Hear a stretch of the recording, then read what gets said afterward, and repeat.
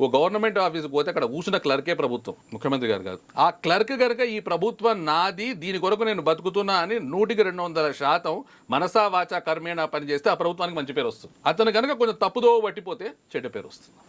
అతని భవిష్యత్తు ఎప్పుడైతే భద్రతతో కూడిందని అతనికి అనిపిస్తుందో అతను ఒక భరోసా ఇవ్వగలుగుతాడు, అతను సరిగ్గా పనిచేయగలుగుతాడు. అతను ఎప్పుడైతే సరిగ్గా పనిచేస్తాడో 100కి 100 మార్కులు ప్రభుత్వానికి వస్తాయి. కనుక మమ్మల్ని వేరు చేసి చూడకండి అంటున్నాం. మేము ప్రభుత్వంలో అంతర్భాగం కనుక ఆ విధానాన్ని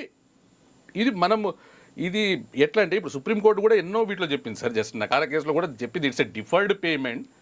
అదేదో వేసే ముష్టి కాదు మీకు వేసేది పెన్షన్ అనేది. మీ జీతంలోంచి మీరు చేస్తున్న సర్వీస్కి అనుగుణంగా 33 ఏళ్ల తర్వాత మీకు ఇస్తున్న డిఫర్డ్ పేమెంట్ అని చెప్పింది. సో ఆ విధానాన్ని తిరిగి తీసుకురావడానికి మేము చేసిన ప్రయత్నం అయితే ఇప్పటి వరకు సాఫల్యమైంది సార్. సుప్రీంకోర్టు తీర్పు ఇచ్చిన తర్వాత కూడా కేంద్ర ప్రభుత్వం ఎందుకు అమలుకు ముందుకు రావడం లేదు? అంటే కేంద్ర ప్రభుత్వాన్ని డైరెక్ట్ ఆదేశించలేదా? తెలిసింది సార్. యాక్చువల్గా దీంట్లో ఉన్నటువంటి ఇప్పుడు రామ్లీలా మైదానంలో సార్ గారు చెప్పినట్టు రామ్లీలా మైదానంలో చేసినటువంటి సభ వల్ల నెక్స్ట్ వచ్చేటటువంటి పార్లమెంట్ సెషన్ లో ఫైనాన్స్ మినిస్టర్ గారే రియాక్ట్ అయ్యారు దానిపైన, నిర్మలా సీతారామన్ గారు. ఆ కమిటీ చేశారు సార్.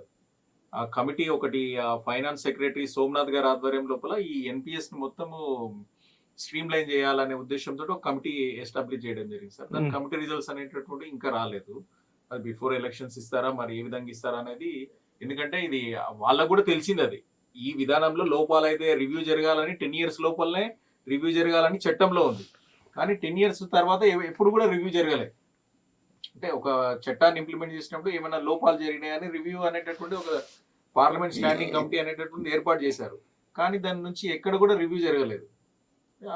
దాన్ని ఆధారంగానే మనకి ఎంప్లాయీస్ నుంచి వ్యతిరేకత రావడం, దాని నుంచి ఇప్పుడు వాళ్ళు దీని గురించి తెలుసుకోవడం అనేది ప్రారంభించిందని అనిపిస్తుంది సార్. ఇప్పుడు ఆ కమిటీ రిజల్ట్స్ వస్తే మరి ఏ విధంగా ఉంటుందో అనేటటువంటిది. కాబట్టి పార్టీలకు ఆవశ్యకమైంది ఖచ్చితంగా.